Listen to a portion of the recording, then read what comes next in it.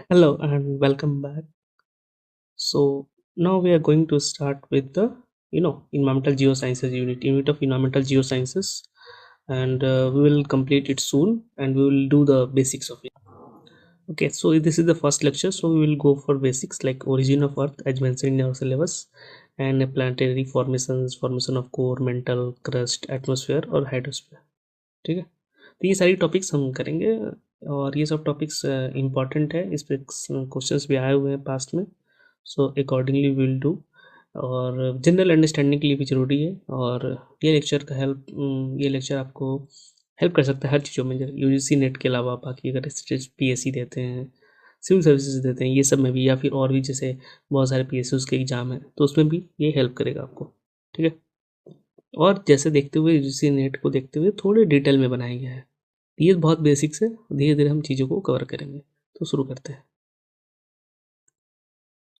सबसे ओरिजिन अर्थ की, अर्थ कैसे बना. ठीक है, तो जो भी अर्थ है या फिर उसके स्पेयर्स हैं, वो कैसे बने. एक सोलर नेबुला स्टेज था, इसके बारे में पढ़ेंगे. फिर जो एक्रीशन होता है प्लानिटेसिमल्स का, जो छोटे छोटे पार्टिकल्स होते हैं. प्राइमरी जियो केमिकल डिफ्रेंसिएशन होता है. कोर, मेंटल और क्रस्ट बनते हैं. फिर एटमॉस्फेयर और हाइड्रोस्फेयर बनते हैं. तो ये सब हम देखेंगे कि कैसे होता है. ठीक है, तो सबसे पहले स्टार्ट करते हैं यूनिवर्स से, कि भाई सन अर्थ की बात तो पहले पहले दुनिया आई कैसे, यूनिवर्स. ठीक है, तो बिग बैंग और सोलर सिस्टम फॉर्मेशन, तो इसमें सबसे जो एक्सेप्टेड थ्योरी है वो है बिग बैंग का. ठीक है, कि कहा जाता है कि जो यूनिवर्स है 13.8 बिलियन ईयर्स ओल्ड है. ठीक है, अभी हम यही एक्सेप्ट करते हैं. नए रिसर्च आ रहे हैं जो कि इसके पुराने बता रहे हैं. ठीक है, लेकिन हमारा एक्सेप्टेड यही है, बुक में यही है, और हमें कहीं भी क्वेश्चन आएगा तो आंसर ही मार्क क्लिक करना है. ठीक है, तो कभी भी अखबार या कुछ भी कहीं मैगजीन में कहीं कुछ नया अपडेटेड आ गया, तो उसके हिसाब से हम नहीं करेंगे. ठीक है, नहीं तो क्वेश्चंस गलत हो जाएंगे, क्योंकि अभी भी एक्सेप्टेड, वाइडली एक्सेप्टेड ओवरऑल दुनिया में यही है. ठीक है, तो कहा जाता है कि बिग बैंग हुआ. बिग बैंग क्या था. बिग बैंग एक कह सकते इवेंट था. ठीक है, जब हमारा जो पूरा यूनिवर्स था, ऐसा का माना जाता है कि एक ऐसा पॉइंट था, एक ऐसा था जहाँ पे टी जीरो, मतलब समय जहाँ पे जीरो था, टाइम जीरो, और एक ऐसा पॉइंट था जो कि मतलब एक ऐसा इन्फिनाइट डेंसिटी थी और इन्फिनाइट टेम्परेचर था. ठीक है, टी जीरो पे, और वो फटा. ठीक है, वो धमाके के साथ फटा, और सारे उसके जो इन्फिनाइट डेंसिटी, इन्फिनाइट टेम्परेचर, सारे पूरी तरफ फैलते गया, फैलते गया, फैलते गया, और आज भी फैल रहा है. ठीक है, एक्सपैंडिंग करते गया, करते गया, करते गया, करते गया. तो वो जो इवेंट था उसको बिग बैंग बोलते हैं. ठीक है, तो उसके बाद फिर हमारा सोलर सिस्टम बना, जो कि बहुत ही यंग है. ठीक है, जो कि 4.6 बिलियन ईयर से को बना है. उसके बाद जो कि रोटेटिंग क्लाउड गैस, ठीक है, सोलर नेबुला से बना है, और इसको नेबुलर हाइपोथेसिस भी करते हैं. सबसे पहले इसको कांट ने, लैपलेस ने, ठीक है, 18वीं सेंचुरी में प्रपोज किया था. और उसके बाद ये मतलब मोस्टली वाइडली एक्सेप्टेड थ्योरी है आज के डेट में. ठीक है, तो बेसिक्स बात ये है, ये भी हम पढ़ेंगे कि कैसे क्या है, कौन सा लैपलेस ने दिया या फिर इमैनुअल कांट ने दिया, कांट की थ्योरी जो भी है, एक्स वाई जेड हम सब देखेंगे डिटेल में. ठीक है, ये है एक चार्ट, इसको आपको याद कर लेना है. ये मैच द फॉलोइंग बहुत से एग्जाम्स में आता है, जो कि आप जैसे साइंस एंड टेक में भी ये पूछ देते हैं. ठीक है, यूजीसी नेट के अलावा बाकी एग्जाम्स से साइंस एंड टेक आते हैं ना, वहाँ भी पूछ देते हैं, तो ये चीज़ ध्यान रखना है. ठीक है, तो गैसियस हाइपोथेसिस किसने दिया था, इमैनुअल कांट ने. नेबुलर हाइपोथेसिस किसने दिया था, पेरे लैपलेस ने. अभी हम देखेंगे ये सब चीज़ डिटेल में. ठीक है, ठीक है, प्लांटेनिसिमल जो हाइपोथेसिस था उसने किसने दिया था, तो चैम्बरलिन और माउंटलटन ने. फिर टाइडल हाइपोथेसिस था, तो जीन और जेफरीज ने आए थे. फिर binary star hypothesis Russell. Supernova hypothesis देखेंगे, सुपरनोवा हाइपोथेसिस क्या होता है, तो फ्रेड हॉयल ने दिया था. इंटरस्टेलर डस्ट हाइपोथेसिस था, जो कि ओटो स्मिथ का था. फिर बिग बैंग, जो कि बेसिक्स, ठीक है, जॉर्ज हेनरी ने दिया था. तो ये सब चीज़ें हम देखेंगे. तो सबसे पहले देखते हैं बेसिक्स, स्टार्टिंग जो शुरू. तो इमैनुअल कांट ने 1755 में एक थ्योरी दी. थ्योरी का हाइपोथेसिस था, नॉट थ्योरी, थ्योरी तो होता है जो प्रूवन है. हाइपोथेसिस मोस्टली जो भी हम ओरिजिन की बात करते हैं ना, मोस्टली अभी भी सब हाइपोथेसिस ही है. ठीक है, अर्थ के इंटीरियर के बारे में भी हम पढ़ेंगे, थोड़ा बहुत देखेंगे आज, वो सब हाइपोथेसिस है. बहुत ही थोड़ी चीज़ें हैं जो कि हमने वेरीफाई कर पाए हैं. ठीक है, मोस्टली हाइपोथेसिस है कि ऐसा हो रहा होगा, इसलिए उसका ऐसा होगा, तो ऐसा होगा, तो ऐसा होगा. ठीक है, लेकिन हम उसी जो वाइडली एक्सेप्टेड है उसके हिसाब से हम चलेंगे. तो कांट साहब का कहना था कि देखो भैया, पहले था कि बहुत सारा स्टैटिक गैस, डस्ट था, जो कि स्पेस में चारों तरफ फैला हुआ था. उसके बाद ग्रेविटी क्या करती है, पार्टिकल्स को अपने तरफ खींचना शुरू कर देती है, जिसके कारण ये कोलिजन होता है। ठीक है, कोलिजन होता है और उसके कारण हीट जनरेट होता है और रोटेशन शुरू होता है।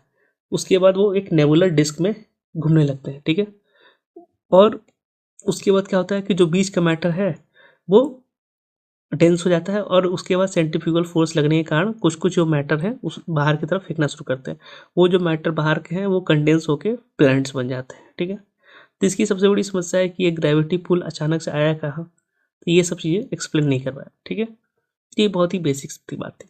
सिंपल से याद रखना है कि स्टैटिक गैस डस्ट है दुनिया में फैले हुए, मतलब यूनिवर्स में फैले, स्पेस में फैले हुए, नॉट हाँ स्पेस में फैले हुए। उसके बाद ग्रेविटी पुल आया, पार्टिकल्स को खींचने लगा, उसके बाद नेबुलर डिस्क बना।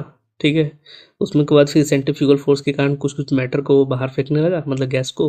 फिर वो गैस समय के साथ कंडेंस हुए, तो जो रिंग्स थे वो फिर प्लैनेट्स बन गए, और जो बीच का सेंटर का था वो सन बन गया, वो उनका हो गया। फिर है लैपलेस का।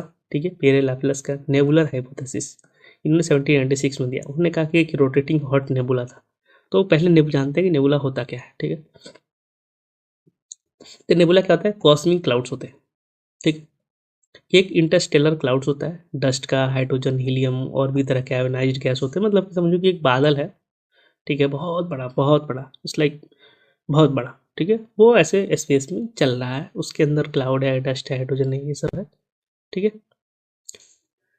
तो उसको बोलते हैं नेबुला। नेबुला के बारे में और कहा है कि न्यू स्टार्स भी यहाँ से जन्म लेते हैं इस नेबुला से। क्यों? क्योंकि इस नेबुला में जो ये सब डस्ट है, हाइड्रोजन, हीलियम है, धीरे धीरे ये एक साथ आएंगे तो वो बन जाते हैं इसमें से स्टार, नेबुला से।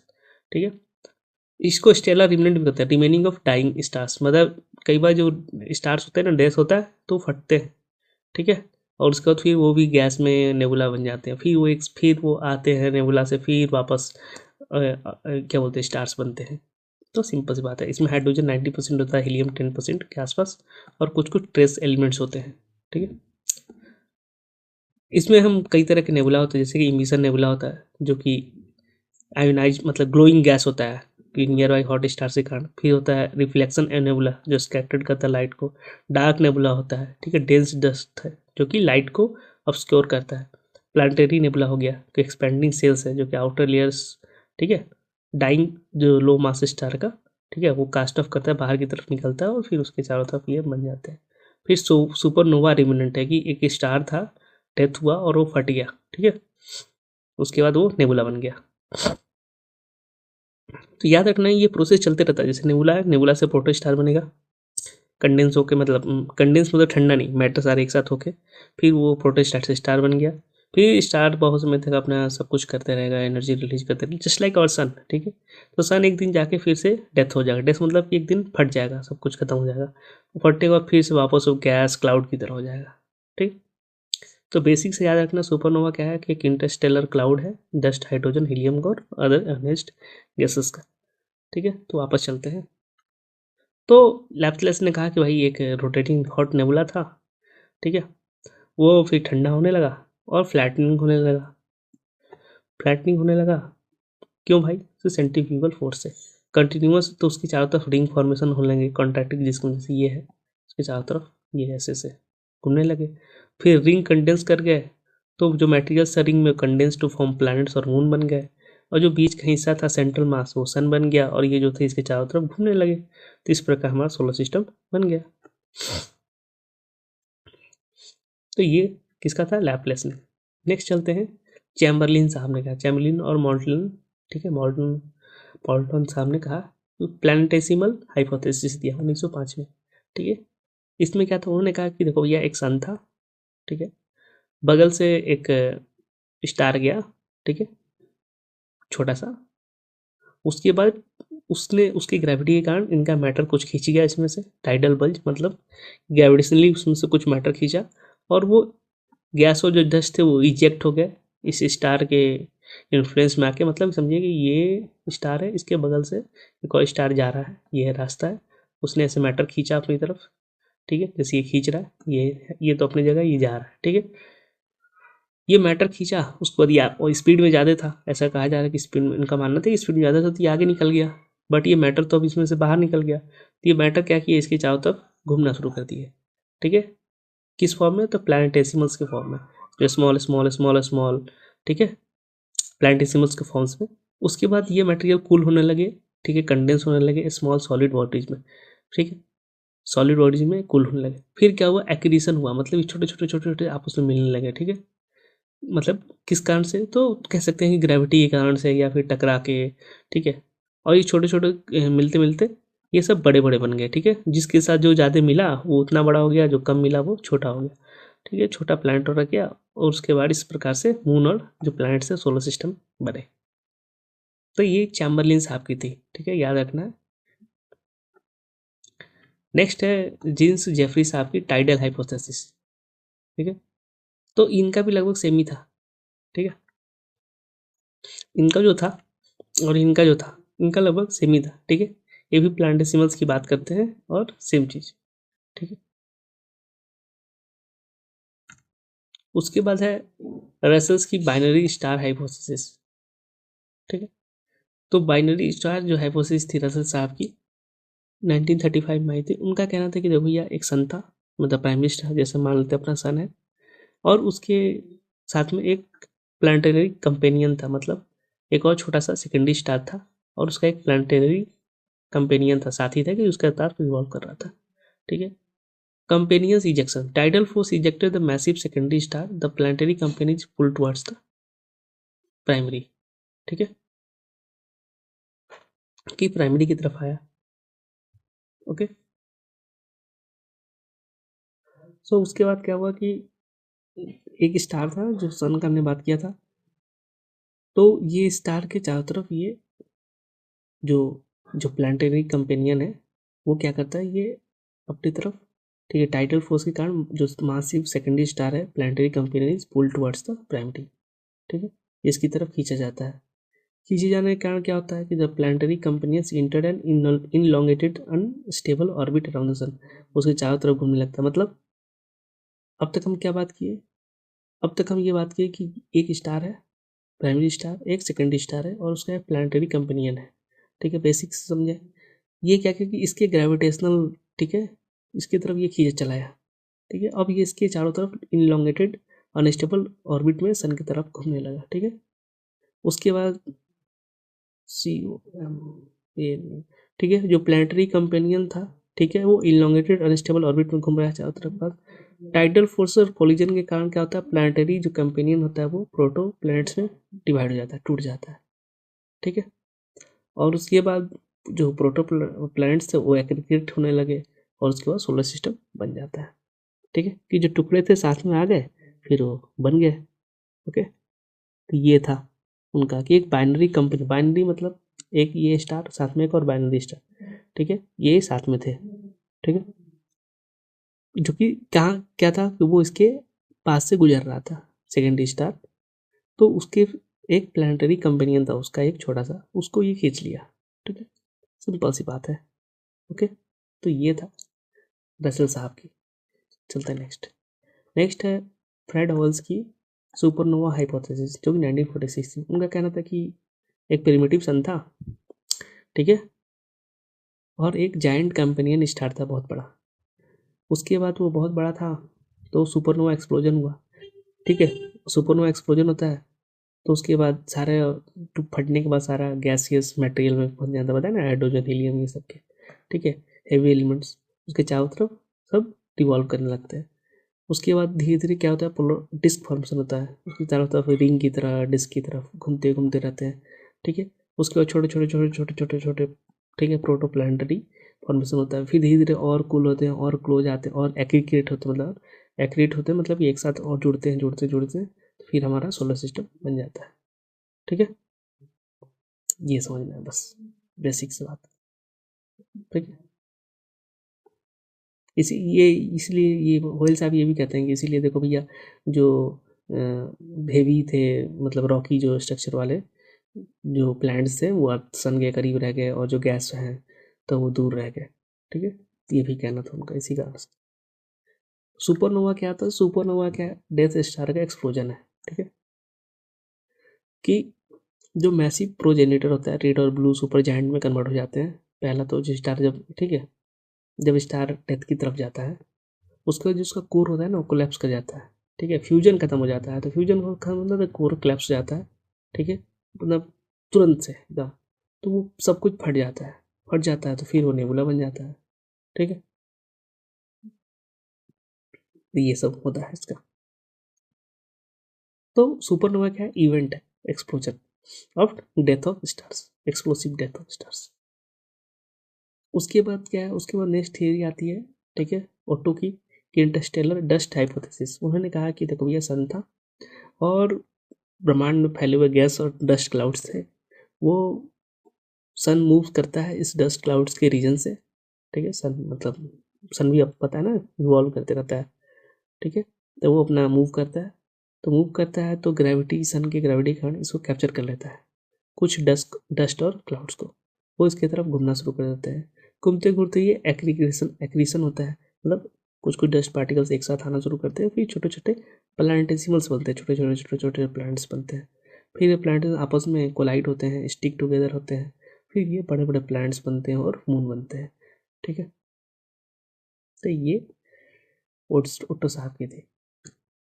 नेक्स्ट है हेनरी साहब की बिग बैंग थ्योरी। तो ये तो बेसिक सी बात है, ये तो यूनिवर्स की उत्पत्ति का था। तो ये तो हमने शुरू में ही बात किया कि प्राइमोर्डियल एटम था, एक प्राइमोर्डियल एटम जो कि इन्फिनाइट डेंसिटी और हॉट इन्फिनाइट पॉइंट, ठीक है, हॉट था।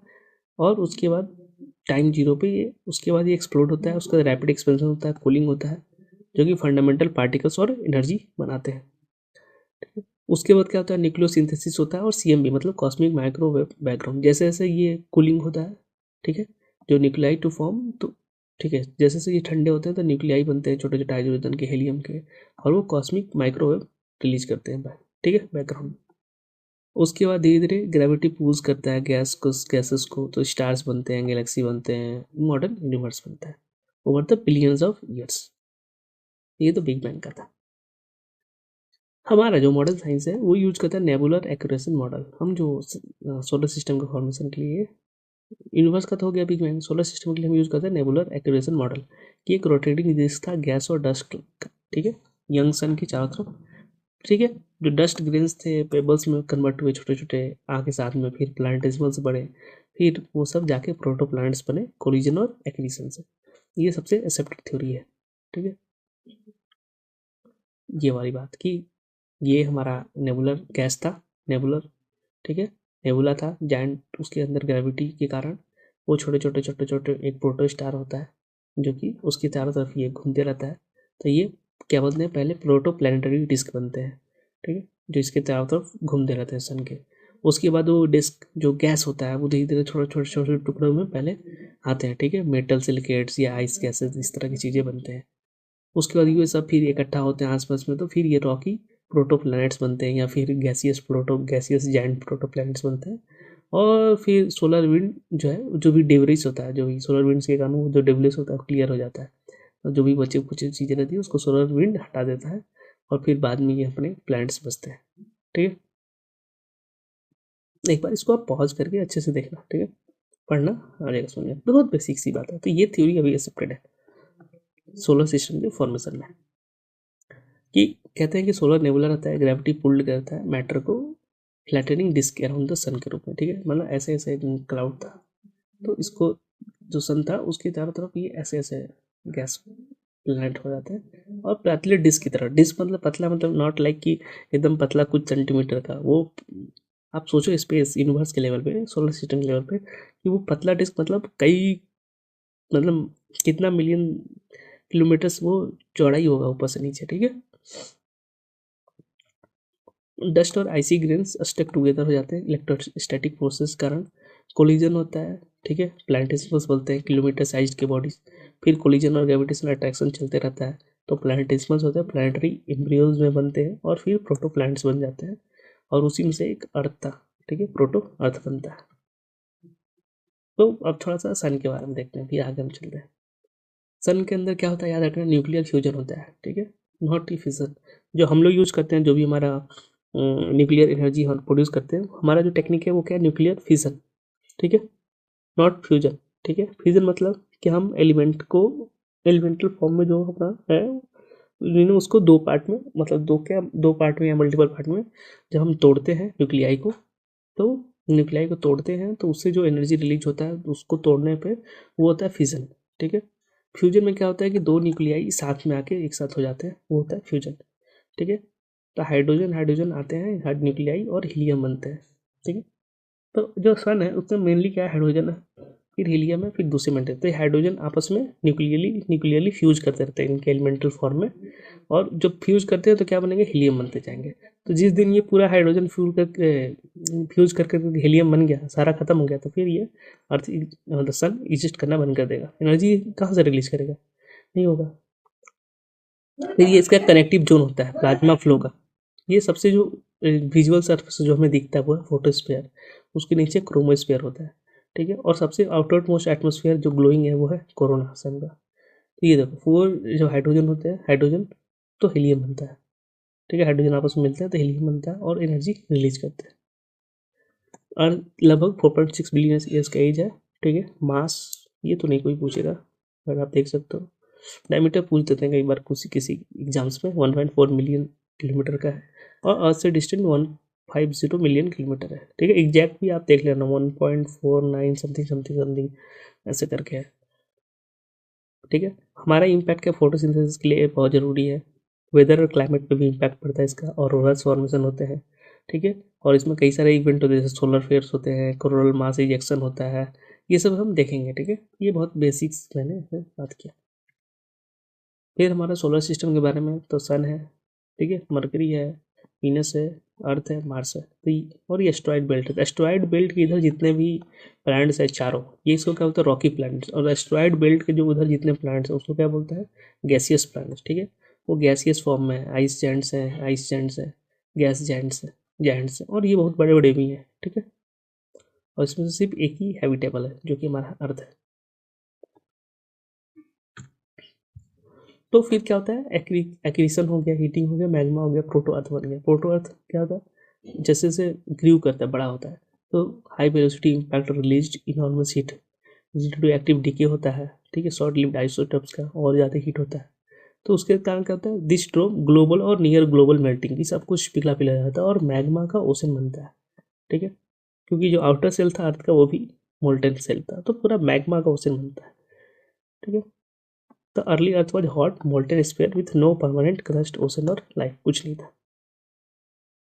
उसके बाद सब वक्त बीतता है, चीज़ें ठंडी होती हैं। ठीक है, फिर हेडियन योन आता है 4.6 to 4.0 बिलियन से को। ठीक, covers earth initial formation, intense bombardment and cooling. तो इसमें क्या होता है, फ्रीक्वेंट लार्ज इंपैक्ट्स होते हैं, जो कि लेफ्ट ओवर प्लैनेटेसिमल्स होते हैं ना, छोटे छोटे अभी रह गए थे जो साथ नहीं आ पाए थे, तो उसके कारण इम्पैक्ट आते रहता है, वो आके हमारे अर्थ से टकराते रहते हैं। और उसमें से एक जायंट इम्पैक्ट को मतलब माना जाता है पॉसिबली, एक जायंट इम्पैक्ट हुआ था जिसके कारण कि कुछ अर्थ का मास निकल गया था, मतलब इम्पैक्ट हुआ और अर्थ का कुछ मास निकल गया। सपोज यहाँ पर दिखाता हूँ, ये अर्थ है, ठीक है, ये प्लांटिसिमस है, इसका इम्पैक्ट हुआ उसके कारण कि ये तेजी से आया, टकराया और एक इसमें मास निकल गया अर्थ का। ठीक है, ये ऐसे अर्थ हो गया, अर्थ का ये मास निकल गया, और ये मास जो निकल गया अर्थ का वो इसके चारों तरफ घूमना शुरू कर दिया, तो वही कहते हैं कि ये मून बन गया। ठीक है, अर्थ के मास से, ऐसा हाइपोथेसिस है। इस हाइपोथेसिस का नाम है जायंट इम्पैक्ट हाइपोथेसिस। ठीक है, फिर मैग्मा के ओशंस होते हैं। ठीक है, टेम्परेचर, सरफेस टेम्परेचर बहुत ज़्यादा होता है, और जो सरफेस रॉक्स होते हैं मोस्टली मोल्टन या सेमी मोल्टन स्टेट में होते हैं। फिर धीरे धीरे कूलिंग होता है, कूलिंग से फर्स्ट क्रस्ट बनता है। ठीक है, और चूँकि बहुत ही पतला, थिन और बहुत फिर भी बहुत गर्म होता है, though much of the earliest crust has since been recycled by tectonics. और जो अधिकतर अर्थ का जो इनिशियल अर्थ था वो over the years tectonic forces के कारण वो रिसाइकिल हो चुका है। ये कैसे हुआ है, नहीं हुआ है, इसको हम समझेंगे आगे के लेक्चर्स में। ठीक है, बहुत अच्छे से प्लेट टेक्टोनिक्स जब पढ़ेंगे तो। अब हम आते हैं कि हमारा अर्थ बन गया, ठंडा होने लगा, उसके बाद होता है प्रोसेस एक primary geochemical differentiation and layered earth, के अर्थ में अब लेयर्स बनते हैं। तो प्राइमरी जियोकेमिकल डिफ्रेंसिएशन मतलब है कि earliest refers to earliest large scale separation of materials inside earth. जब ठंडा होने लगा तो ठंडा होने के केस में क्या होता है कि धीरे धीरे मटेरियल्स क्या होता है, सेपरेट होने लगते हैं, अलग अलग तरह के एक साथ आने लगते हैं, मतलब भारी एक जगह जाने लगे, हल्के वाले ऊपर आने लगते हैं, तो ये सब होने लगता है। ठीक है, लेयर्स बनने लगते हैं, जैसे कि मेटल रिच कोर बन जाता है और मेंटल उसके ऊपर जो उसे लाइट है, लाइट मटेरियल है तो वो मेंटल में आ जाता है, ठीक है, क्योंकि वो डेंसिटी कॉन्ट्रास्ट के कारण मॉल्टन बॉडी में ये ड्रिवन होता है। उसके बाद होता है जब आयरन रिच मटेरियल जब मेल्ट करता है तो वो सेग्रेट कर सकता है टुवर्ड्स द सेंटर, ठीक है, जो आयरन रिच मटेरियल है वो मेल्ट हुआ, ठीक है, तो वो सेंटर की तरफ चला गया, ठीक है। और even if silicates were only partially molten establishing a metal core surrounded by a rocky mantle, ठीक है। तो जो मेंटल हमारा है, ठीक है, मेटल जो हमारा जो कोर है वो मेटल का बन गया, क्योंकि जो आयरन था ज़्यादा डेंस था तो नीचे चला गया, और उसके चारों तरफ सिलिकेट्स आ गए जो कि पार्शियली मोल्टन थे और फिर बाद में वो रॉकी शेप में हो गए, ठीक है। तो इसमें सिंपल सा लॉजिक याद रखना है कि जो भारी था वो नीचे आता गया, मतलब कोर की तरफ, जो हल्का था उसके ऊपर आ गया, उसका हल्का उसके ऊपर, उसके हल्का उसके ऊपर, बेसिक सी बात, ठीक है। तो यहाँ पे ये चीज़ देखना है, सिंपल सी बात, ठीक है, कि जो इनर कोर है हमारा, ठीक है, ये गलत, जो इनर कोर है हमारा सॉलिड हो गया, ठीक है, उसमें क्या हो गया, आयरन और निकल आ गया, हाई डेंसिटी है, प्रेशर है, तो वो सब वहाँ चले गए।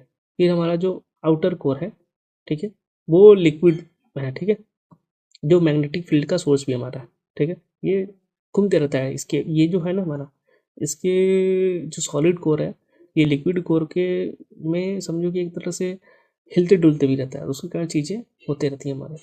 फिर है, फिर उसके बाद क्या आता है, फिर हमारा आउटर कोर तो हो गया, आउटर कोर हो गया, और जो कि,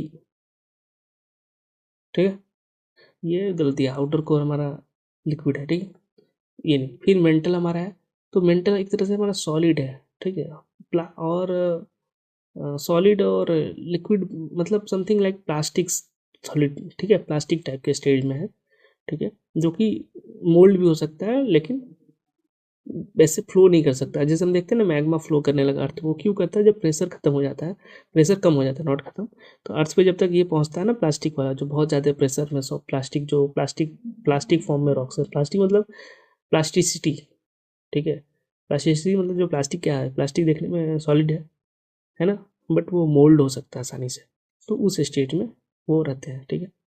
उसके ऊपर सबसे ऊपर क्रस्ट है जो कि सॉलिड से केस्ट होते हैं, जैसे कॉन्टिनेंटल हो गया उसमें, तो ये सब चीज़ें हैं।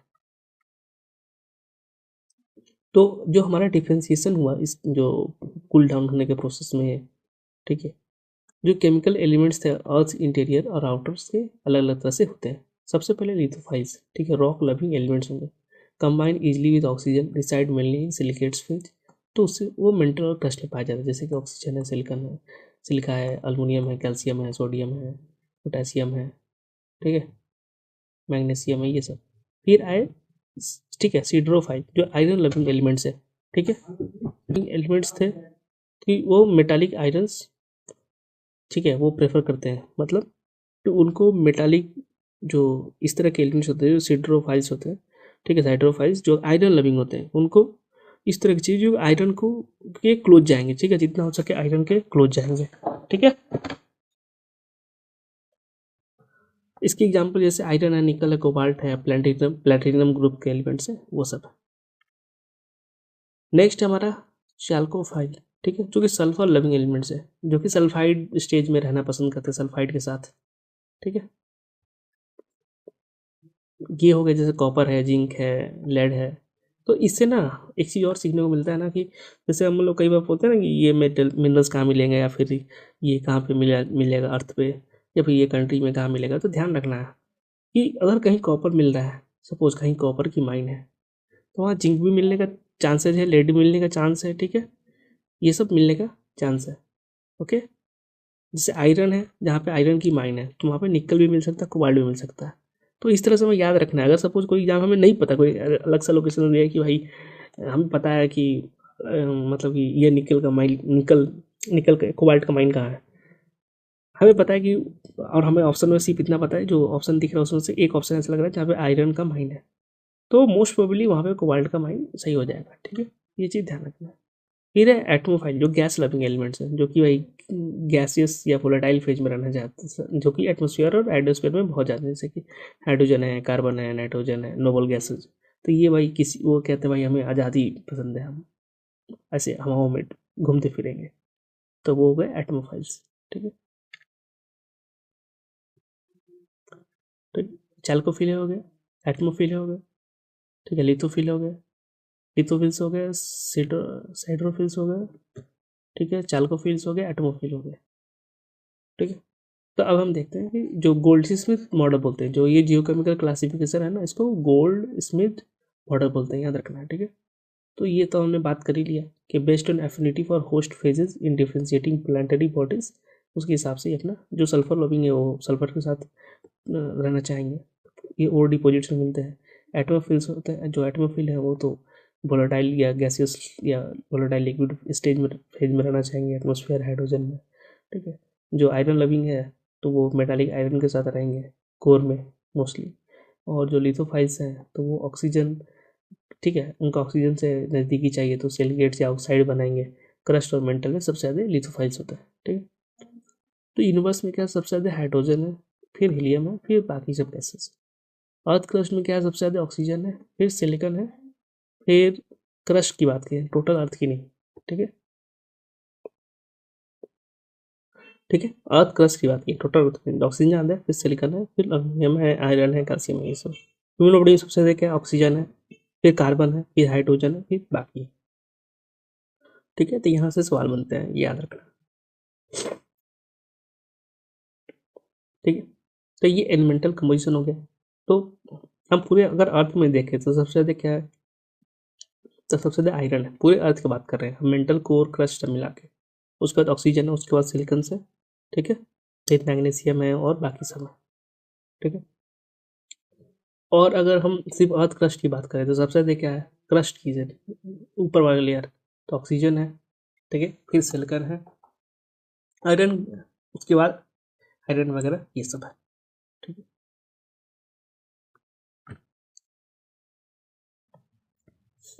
अब चलते हैं जो क्रस्ट मेंटल कोर है।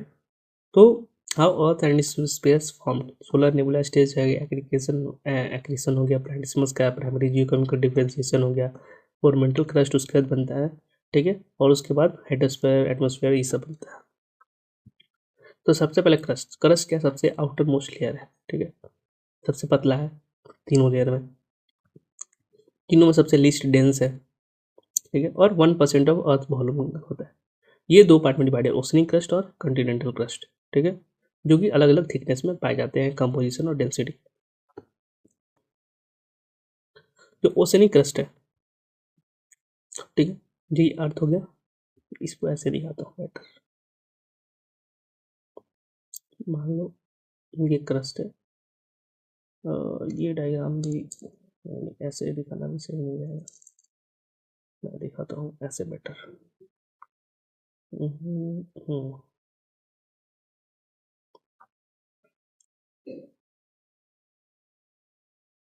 हम्म,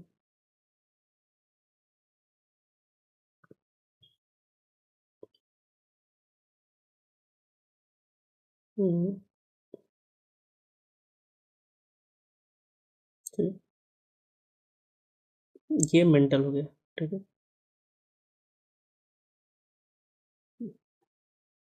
और ये ओशन हो गया मान लो। अब तो ये अर्थ है, तो ये हो गया इसमें से ये जो क्रस्ट है, ये वाला, ये अभी जो शेडेड है ऐसे, ठीक है, ये तो अलग, ये वाला जो है, ये हो गया हमारा ओसेनिक क्रस्ट, ओसेनिक क्रस्ट, और ये जो हमारा हो गया ये कॉन्टिनेंटल क्रस्ट हो गया। ठीक है, तो ओशनिक क्रस्ट का थिकनेस कितना है, 5 से 10 किलोमीटर है ना, कितना पतला है, पतला है, देखिए अगर ध्यान से तो रिलेटिवली थिन है। ठीक है, वही कॉन्टिनेंटल क्रस्ट का थिकनेस कितना है, 30 to 70 किलोमीटर। ठीक है, तो कितना है, 30 to 70 आ जाएगा यहाँ तक। ठीक है, तो ये ध्यान देना है। उसके बाद क्या है, ओशनिक क्रस्ट का मैफिक कंपोजिशन है, मतलब मोस्टली बासाल्ट और गैब्रो है। ठीक है, जिसमें कि आयरन, मैग्नीशियम, कैल्शियम, ये सब। इनकी डेंसिटी क्या है, ज़्यादा है, ज़्यादा है मतलब भारी है, इसलिए ओशनिक कॉन्टिनेंटल क्रस्ट के नीचे है। यंगर है, ठीक है, ऑन एन एवरेज, क्योंकि जो भी हमारा ये हम पढ़ेंगे कि कैसे हमारा पहले ओसनिक क्रस्ट बनता है, फिर वो ओसनिक क्रस्ट ही कॉन्टिनेंटल क्रस्ट बनता है वक्त, ठीक है, कि कैसे जो हमारा मिड ओसनिक रीजेज है वहाँ से हमारा कंटिन्यूस यंगर जो ओसनिक क्रस्ट बनते रहता है, continuously created and destroyed at the plate boundaries में डिस्ट्रॉय भी हो जाता है, ठीक है, कि हम पढ़ेंगे टेक्टोनिक, ये ध्यान रखना है, बस याद रखना है, मैं इसको एक्सप्लेन करूँगा आगे चल के नेक्स्ट लेक्चर में जब हम प्लेट टेक्टोनिक्स ये सब पढ़ेंगे ना उसको। फिर एक कॉन्टिनेंटल क्रस्ट, ठीक है, कॉन्टिनेंटल क्रस्ट जो हम इसकी बात कर रहे हैं ये वाला हिस्सा, ठीक है, कॉन्टिनेंटल क्रस्ट ये है 30 to 70 kilometre, specially thick under the mountain, पर जहाँ पे माउंटेन है वहाँ पे तो और मतलब ऊपर से नीचे चौड़े हैं। फेल्सिक टू इंटरमीडिएट कंपोजिशन, ठीक है, फेल्सिक है, ठीक है, मोस्टली इसमें क्या होता है ग्रेनाइट और रिलेटेड रॉक्स होते हैं, डेंसिटी क्या है कम है, बायोंट है एंड लॉन्ग लिव्ड है, ठीक है, मतलब बहुत पुराने पुराने हैं ये। तो जो क्रस्ट है प्रीडोमिनेंटली क्या है, इग्नियस और मेटामॉर्फिक रॉक्स होते हैं। इग्नियस मतलब मोस्टली जो बसाल्ट वसाल्ट ये सब इग्नियस रॉक्स ही हैं, ठीक है, अभी हम पढ़ेंगे रॉक्स में कौन कौन से क्या रॉक्स होते हैं, ठीक है, विथ माइनर सेडिमेंट्री, सेडिमेंट्री कितना 5% क्यों है, क्योंकि सेडिमेंट्री रॉक्स बेसिक से आकर आते हैं कि वो जो जो छोटे छोटे सैंड पार्टिकल्स ये सब जो होते हैं जो कि कैरी होके जब डिपोजिट्स होते हैं, ठीक है, layer by layer layer by layer layer by, और ये क्या बोलते हैं बहुत ज़्यादा हीट और प्रेशर के इन्फ्लुएंस में आके ये रॉक के रूप में कन्वर्ट होते हैं, ठीक है, तो वो क्या बोलते हैं उसको क्या बोलते हैं सेडिमेंट्री रॉक्स। तो वो तो बहुत कम होता है ना, कहीं कहीं होता है, हर जगह तो नहीं होता है मोस्टली, ठीक है, तो वो चीज़ हम पढ़ेंगे वो सब कि वो क्यों कम होते हैं 5% ही क्यों है और इग्नियस मेटामॉर्फिक ज़्यादा क्यों है, ठीक है। बाद में ये जो सेडिमेंट्री रॉक्स हैं और ज़्यादा हीट और प्रेशर के रूप में जाते हैं तो ये भी मेटामॉर्फिक में ही कन्वर्ट हो जाते हैं, तो इस कारण से, ठीक है, जो ये हम पढ़े ना सेडिमेंट्री रॉक्स ये बहुत ज़्यादा हीट और प्रेशर में जाएगा तो ये भी मेटामॉर्फिक हो जाएगा, और इग्नियस रॉक्स भी बहुत ज़्यादा हीट और प्रेशर और ज़्यादा होता है तो वो फिर वो भी मेटामॉर्फिक हो जाता है, तो ये सब चीज़ हम देखेंगे नेक्स्ट में। तो ये बेसिक सा दिया हुआ, ठीक है, कि कैसे बनता है हमारा अर्थ, ठीक है, अच्छा भाई हमारा कैसे बनता है जो क्रस्ट, ठीक है, तो जो हमारा क्रस्ट है प्रोसेस क्या है, मेंटल का मेल्टिंग होता है और मैग्मा राइज करता है मिड ओशनिक रीजेस पे, और वो फिर बाहर की तरफ निकलते जाता है, ठीक है, तो उससे हमारा क्रस्ट बनते जाता है, और यही क्रस्ट जब हम ये जब सबडक्शन जोन्स में आता है तो यही क्रस्ट फिर से जाता है मेंटल में, फिर से पिघलता है और फिर ये साइकिल चलते रहता है। ये कैसे चलता है हम देखेंगे अच्छे से, ठीक है, हमने दो तरह का पढ़ा अभी, ओशनिक क्रस्ट होता है और क्या बोलते हैं कॉन्टिनेंटल क्रस्ट होता है, तो ये तो हमने देख ही लिया, ओके। तो इसका बेसिक डिफ्रेंसिएशन यहाँ पे दिया हुआ है कि जो कॉन्टिनेंटल क्रस्ट होता है 35 to 70 किलोमीटर होता है और ये लगभग 5 से 10 किलोमीटर होता है, ठीक है, और लोअर डेंसिटी होता है इसका, इसका हाई डेंसिटी होता है, ये कई एग्जाम में पूछते हैं 2.7 ग्राम पर सेंटीमीटर क्यूब है 3.0 ग्राम पर सेंटीमीटर। ये फेल्सिक होते हैं मतलब सिलिकॉन और एल्युमिनियम बहुत ज़्यादा होता है, और ये मैफिक होते हैं आयरन और मैग्नीशियम इसमें ज़्यादा होता है बसाल्टिक, ठीक है, ये पुराने हो सकते हैं 4 बिलियन ईयर्स भी पुराने हैं, ये यंगर है 200 मिलियन ईयर्स से ज़्यादा है, क्यों, क्योंकि ये देखो ये मीडियोसनिक रीज है, यहाँ से जो मैं आता है ना मोल्टन स्टेज में जो मेंटल से रॉक्स और वो यहाँ पे डिपॉजिट होते हैं दोनों साइड, ठीक है, ये डिपोजिशन आगे बढ़ते रहता है, फिर ये क्या आता है एक ये क्या बोलते हैं कॉन्टिनेंटल क्रस्ट आ गया, कॉन्टिनेंटल प्लेट आ गया, उसके कारण ये यहाँ पे फिर टकराते हैं और ये इसके ये क्या भारी है, और हमने क्या पढ़ा अभी कि डेंसिटी लोअर डेंसिटी, तो लोअर डेंसिटी है तो ये इसके ऊपर ही रहेगा, और ये हाइयर डेंसिटी होने के कारण ये नीचे की तरफ स्लाइड कर जाता है, नीचे फिर जाता है तो फिर से मेंटल के इन्फ्लुएंस में आ जाता है, जो बहुत ज़्यादा हीट और यहाँ पे हीट रहता है और प्रेशर, फिर से ये पिघलने लगता है और फिर से ये कहीं ये निकलता है, तो ये साइकिल चलते रहता है, ठीक है। अब इसके कारण क्या होता है, क्या कैसे जोन्स होते हैं, कैसे जो कॉन्टिनेंटल प्लेट्स वो मूव करते हैं, ये सब चीज़ें हम देखेंगे आगे। तो ये हमारा याद रखना है कि जो क्रस्ट में हमारा जो है ऑक्सीजन ज़्यादा है, सिलिकॉन एल्युमिनियम फिर आयरन फिर calcium sodium magnesium potassium titanium hydrogen, ये सब चीज़ें याद रखना है, कई बार इसमें झगड़ा होते रहता है सोडियम और मैग्नीशियम में कि हम जाते हैं तुम जाते हो, तो डिपेंड करता है, ठीक है। ये सब चीज़ें एग्जाम में कई बार कन्फ्यूजन क्रिएट कर देती है। वैसे पूछना नहीं चाहिए, लेकिन कुछ कुछ एग्जाम में पूछ देते हैं यहाँ तक। ठीक है, ये ऑर्डर हमें याद रखना है।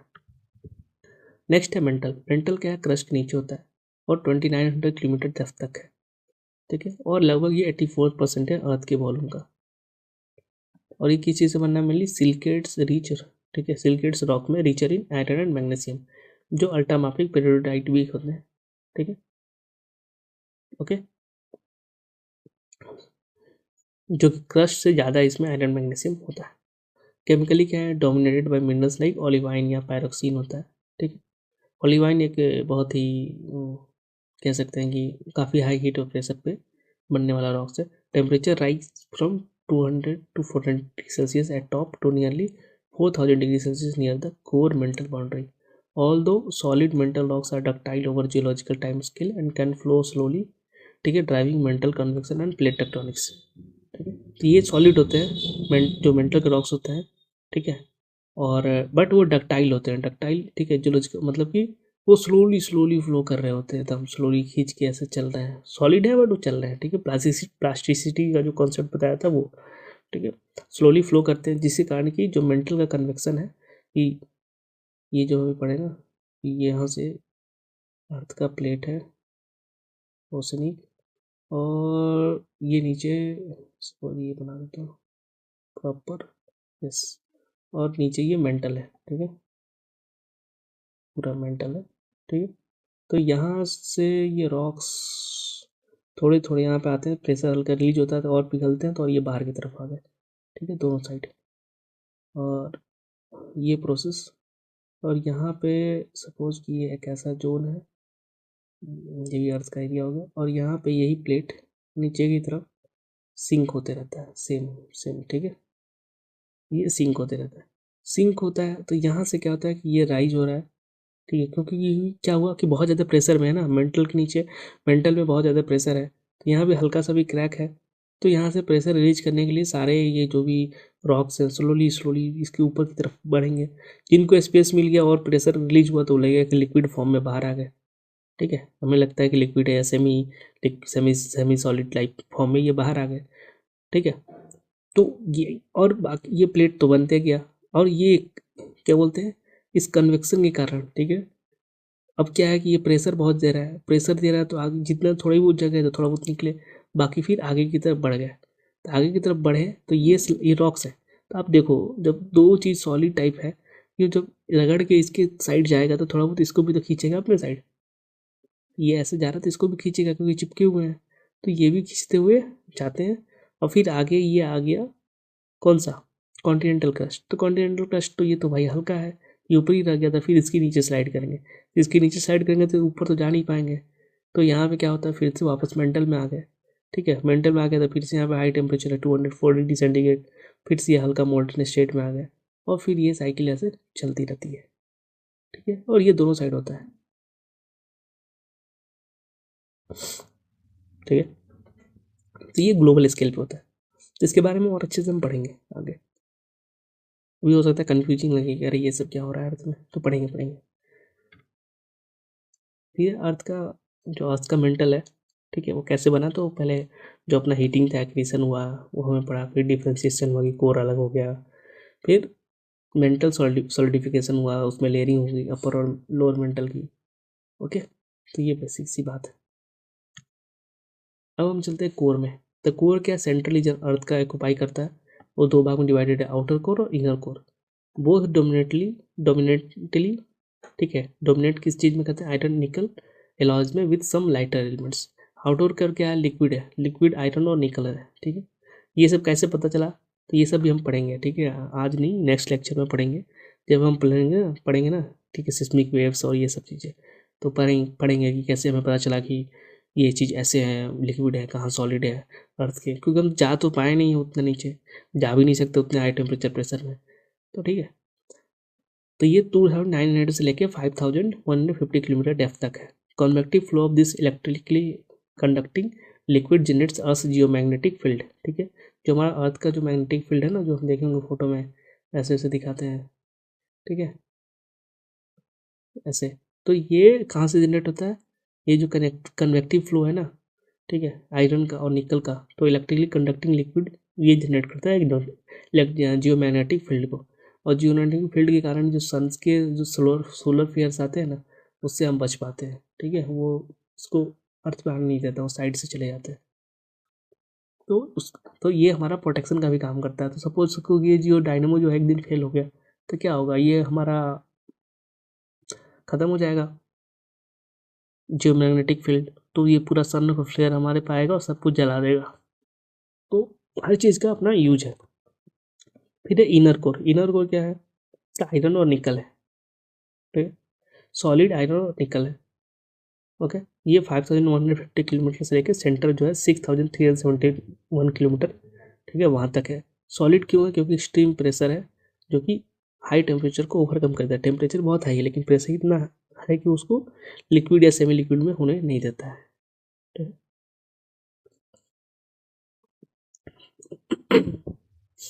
तो ये है, ठीक है, कि ये प्राइमोडियल एक्रीशन हीटिंग हुआ, हमने पढ़ लिया। फिर मैसिव डिफरेंशिएशन सिंकिंग होता है हेवी मेटल्स का, जो कि separates the core from metal, कि जो लाइटर थे सिलिकेट से ऊपर आ गए, हाई और निकल जो हाई हैवी थे, डेंस थे, वो कोर की तरफ, बीच की तरफ चले गए, ठीक है। उसके बाद कोर का फॉर्मेशन हुआ और सॉलिडिफिकेशन हुआ। आउटर कोर लिक्विड रह गया, इनर कोर सॉलिड रह गया, ठीक है। क्योंकि बहुत ज़्यादा प्रेशर था तो वो सॉलिड रह गया, और यहाँ पे थोड़ा कम प्रेशर है तो वो तो लिक्विड रह गया, ठीक है। और उसके बाद ये जियो डायनेमो के रूप में काम करता है, बोला मैग्नेटिक फील्ड ऐसे बनता है, ठीक है, जो कि अर्थ को प्रोटेक्ट भी करता है। अब हम चलते हैं, देख लेते हैं बेसिक्स था। ये क्रॉस सेक्शनल डायग्राम दिया हुआ, आप देख लेना, ठीक है। इसमें तो कुछ वैसा नहीं है, सब बात कर ही लिए हम, बट आप देख लेना। तो ऐसे हमारा, हाँ, जो हमारा लेयर्स है ना, लेयर्स के बीच में ना जो डिसकंटिन्यूटी है, ठीक है, बाउंड्रीज है, उसके बारे में बात की। इस पर सवाल बनते हैं। जो अर्थ का क्रस्ट है ना, ठीक है, क्रस्ट और मेंटल के बीच में, उसको क्या बोलते हैं, ठीक है, मोहोरोबिक, ठीक है, डिसकंटिन्यूटी, मोहो डिसकंटिन्यूटी बोल सकते हैं, ठीक है, क्रस्ट और मेंटल के बीच में है, ओके। उसके बाद क्या है, रेपेटी डिसकंटिन्यूटी, वो कहाँ पे है, वो है अपर और लोअर मेंटल के बीच में। फिर गुडेनबर्ग डिसकंटिन्यूटी कहाँ है, कि मेंटल कोर के बीच में, ठीक है। और लेहमान डिसकंटिन्यूटी कहाँ है, तो इनर कोर और आउटर कोर के बीच में, ठीक है। इसमें दिया है कि क्या क्या होता है, sharp seismic wave velocity due to compositional change, ठीक है। इस पर हम फिर से आएंगे एक बार जब हम सिस्मिक वेव पढ़ेंगे अच्छे से, ठीक है। इसमें हम फिर से आएंगे, ठीक है। एस वेव्स, पी वेव्स, ये सब क्या होते हैं, ये सब हम देखेंगे फिर से। अभी बेसिक्स बस इंट्रोडक्शन टाइप है ये। अब हम चलते हैं नेक्स्ट, इवोल्यूशन ऑफ एटमोसफियर और ओरिजिन। तो इसमें प्राइमरी और सेकेंडरी एटमोसफियर की बात है, दो स्टेज है, ठीक है। प्राइमरी एटमोसफियर जैसे हाइड्रोजन हीलियम होता है, captured from the solar nebula, quickly lost, वो अर्थ से तुरंत चले गए, क्यों, earth gravity was insufficient to retain at the high temperature, ठीक है। इंटेंस सोलर विंड और रेडिएशन था, उसको उड़ा लेके चले गए। फिर सेकेंडरी एटमोसफियर बनता है आउट गैसिंग से, ठीक है। अर्थ के इंटीरियर से, जो अर्थ था उसके अंदर से सब सारे गैस बाहर निकलते हैं ना जब ठंडा होने लगता है, तो वोल्केनिक एक्टिविटी या क्रस्टल जो प्रोसेस होता है, तो वो बाहर की तरफ निकलते हैं, तो सेकेंडरी एटमोसफियर उससे बनता है। जो प्राइमरी एटमोसफियर था वो तो कुछ बचता ही नहीं है, ठीक है। तो वाटर वेपर बनता है मैग्मा से, क्या कहने, वोल्केनो जब निकलता है तो उसमें वाटर वेपर निकलता है, कार्बन डाइऑक्साइड निकलता है, नाइट्रोजन निकलता है, सल्फर गैसेस निकलते हैं, ठीक है, माइनर कुछ कुछ थोड़ा बहुत मीथेन अमोनिया भी निकलता है। तो उससे हमारा एटमोसफियर बना सेकेंडरी, ठीक है। प्राइमोडियल था तो वो तो सब खत्म हो गया, ठीक है। उसके बाद डीगैसिंग हुआ, डीगैसिंग हुआ तो उसमें से वाटर वेपर, कार्बन डाइऑक्साइड, ये सब निकले, ये सब निकले, तो वो सब ग्रेविटी के कारण वो सब नहीं जा पाए दूर, ठीक है। और उसके बाद वक्त के साथ चीज़ें और बदलती गई, कंडेंसेशन हुआ, ओशन हुआ, फिर आज की डेट में ये है कि नाइट्रोजन हमारा सबसे ज़्यादा होता है, फिर ऑक्सीजन, फिर ऑर्गन, कार्बन डाइऑक्साइड, ये सब ऐसे करके, ठीक है। तो न्यूली फॉर्म जो सेकेंडरी एटमोसफियर था शुरू में, जो फर्स्ट पहला तो खत्म हो गया प्राइमरी एटमोसफियर, वो तो सन सोलर फ्लेयर और ये सब के कारण खत्म हो गया, तो बचा ही नहीं हीलियम और हाइड्रोजन का। दूसरा जो था वो बना तो शुरू में डेंस था, हॉट था, स्ट्रांगली रिड्यूसिंग और वीकली ऑक्सीडाइजिंग था, ठीक है। उसमें H2 वो वेपर था, CO2 था, N2 था, सल्फर गैसेस थे, और ऑलमोस्ट कोई भी फ्री ऑक्सीजन तो नहीं था, मतलब किसी किसी के साथ था वो चलेगा, जैसे कि H2 हो गया, CO2 का फ्री ऑक्सीजन नहीं था। Kept the surface temperature high even as the planet cooled internally, अंदर की तरफ ठंडा हो गया लेकिन सरफेस गर्म रहा, क्योंकि इस तरह के गैसेस थे। ओवर टाइम बहुत सारे प्रोसेसेस हुआ, ठीक है, ठीक है। पहले क्या हुआ, condensation of H2O vapour, formation of oceans हुआ, धीरे धीरे जो H2O थे कंडेंस हुए, ठीक है। तो उसके कारण जो मेजर ग्रीन हाउस गैस था, वो वेपर हमारा पता है ना, मेजर ग्रीन हाउस गैसेज में आता है, बहुत ज़्यादा हीट ट्रैप करके रखता है, वो कम हुआ। फिर dissolution and burial of CO2 oceans अपने अंदर खींचने लगे, ठीक है, कार्बन डाइऑक्साइड को, कार्बोनेट रॉक्स बने, ठीक है। तो फिर CO2 भी धीरे धीरे कम हुआ। अभी क्या समस्या हमारा कि कार्बन डाइऑक्साइड बहुत ज़्यादा एटमोसफेयर में बढ़ रहा है, उसके साथ ग्लोबल वार्मिंग हो रहा है, ऐसा समझ में आता है। इसीलिए हम कहते हैं कार्बन कैप्चर की बात करते हैं कि ओशन हमारा कार्बन सिंक है, तो ये सब चीज़ें उसमें हुआ। अभी कब हुआ, तो मिलियन बिलियंस ईयर्स ऑफ लगा ये सब चीज़ में। फिर जब फोटोसिंथेसिस बाय अर्ली लाइफ जो साइनोबैक्टीरिया है आए, वो क्या किए, ऑक्सीजन को CO2 लेके ऑक्सीजन रिलीज करना शुरू किया, जिसके कारण धीरे धीरे oxidation of dissolve iron in ocean, ठीक है, जो ऑक्सीजन था वो ऑक्सीडाइज होता है आयरन ओशंस में। Eventual accumulation of oxygen in the atmosphere and formation of ozone layer. शुरू में तो जो भी ऑक्सीजन हुआ वो ऑक्साइड आयरन के साथ मिलकर ऑक्साइड में आते चले गए, फिर उसके बाद फिर वक्त के साथ और ऑक्सीजन सैंड बैक्टीरिया रिलीज करते गए, और धीरे धीरे विथ ग्रेजुअल प्रोसेस में ऑक्सीजन बना हमारे एटमोसफेयर में, फिर ओजोन लेयर बना ताकि हम सन के अल्ट्रावायलेट रेज से बच सके, रेडिएशन से, ये सब चीज़ें हुई वक्त के साथ। अब हम चलते हैं नेक्स्ट, ठीक है। तो ये है हमारा अर्ली अर्थ का, ठीक है, एक डायग्रामेटिक रिप्रेजेंटेशन है एटमॉस्फेयर का। तो वाटर वेपर था, ठीक है, डोमिनेंट ग्रीन हाउस गैस है, तो ये कंडेंस हुआ, प्राइमोर्डियल ओसेस बने, इसके कारण नाइट्रोजन बहुत कम था, ठीक है, ग्रेजुअली एक्युमुलेट होते हैं। उसके बाद कार्बन डाइऑक्साइड था जो कि हीट को और ट्रैप करके रखता था, वोल्केनिक आउट गैसिंग इसका सोर्स था मेन, और उसके बाद थोड़े बहुत मीथेन, हाइड्रोजन, ये सब थे। आज के समय में क्या है, तो नाइट्रोजन सबसे ज़्यादा है, फिर क्या ऑक्सीजन है, ओके, फिर कार्बन डाइऑक्साइड है, आर्गन है, ट्रेस गैसेस जैसे कि नियोन हो गए, हीलियम, मीथेन, ठीक है। वाटर वेपर अभी क्या है, 0 to 4% वेरिएबल है कि भाई जहाँ पे पानी सोर्स ज़्यादा है, हीट है, तो वहाँ पे ज़्यादा वाटर वेपर है, जहाँ पे ठंडा है वहाँ पे कम वाटर वेपर है। तो आज के डेट में ये उतना दिक्कत नहीं है, नहीं होता है। आप अनुभव करना कि जब गर्मी हो और बहुत ज़्यादा उमस, जिससे बोलते हैं कि बहुत ज़्यादा ह्यूमिडिटी है, उमस है, तो उसमें बहुत ही अनकम्फर्टेबल फील होता है। खासकर समुद्र के किनारे दोपहर के समय आप जाओ तो ऐसा फील होगा कि बहुत अजीब सा लग रहा है। क्यों? क्योंकि वाटर वेपर बहुत ज़्यादा होता है ना, मॉइस्चर, ठीक है, और वो हीट भी ट्रैप करता है, तो गर्मी भी बढ़ाएगा, और प्लस गर्मी आपकी बढ़ेगा, और प्लस वो मॉइस्चर भी बहुत ज़्यादा है, तो आपके शरीर पे जो भी कूल डाउन करने के लिए जो आपका शरीर है क्या करता है, जब टेम्परेचर बढ़ता है शरीर कूल डाउन करने के लिए नेचुरली रिलीज करता है हीट, ठीक है। तो वो हीट तो रिलीज वो इन्वायरमेंट एक्सेप्ट नहीं कर रहा है, क्योंकि ऑलरेडी बहुत ज़्यादा हीट है। तो उस केस में ये बहुत ही एक अनईजी फीलिंग देता है ये ऐसा समय। तो ये हो गया एटमॉस्फेयर का। अब चलते हैं हाइड्रोस्फीयर और ओशंस की बात, ठीक है। तो ये भी मतलब डीगैसिंग और कूलिंग से हुए। फिर degassing of interior, water was initially locked in minerals as hydroxyl और इन मेल्ट्स। मैग्मा आया, ठीक है, इरप्ट हुआ, तो वो बहुत ज़्यादा H2O वेपर निकला।